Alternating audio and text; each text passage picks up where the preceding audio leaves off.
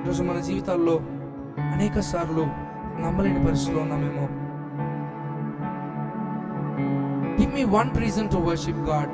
ఈరోజు ఈ ప్రశ్నతో ఉన్నారా? ఒక్క రీజన్ నాకు ఇవ్వండి, ఒక్క కారణం ఇవ్వండి ఎందుకు నేను ఆరాధించాలి. ఈరోజు ఈ కారణంతో దేవుడు మనతో మాట్లాడుతున్నాడు. ఈ లోకాన్ని చూడలేక ఎంతో మంది గతించిపోతా ఉన్నప్పుడు, నిన్న చూసిన వారు ఈరోజు చూడట్లేదు, రేపు చూస్తారనే గ్యారంటీ లేదు. అయినా నీవు నేను సజీవ లెక్కలో ఉన్నాం.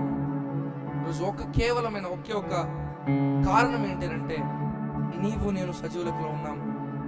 ఆయన ఇచ్చిన ఊపిరిని మనం తీసుకుంటా ఉన్నాం. It's all praise God. ఈరోజు ఆరాధన ప్రతిసారి కూడా, వర్షిప్ అన్న ప్రతిసారి ఏదో ఆయన మేలు చేశాడు కదా దేవుని స్తుతిద్దాం, ఏదో ఒక 10 నిమిషాలు 15 నిమిషాలు చేయాలనుకుంటాం. కానీ our life has to be worship. మన జీవితమే ఒక ఆరాధనగా ఉండాలని దేవుడు ఆశపడతాం. మన నడవడిక ఒక ఆరాధనగా ఉండాలి. మనం చూస్తూ ఉన్నప్పుడు ప్రజలు ఆ రోజు యెషయా ప్రవక్తను చూస్తూ ఉన్నప్పుడు, యెషయా ప్రవక్త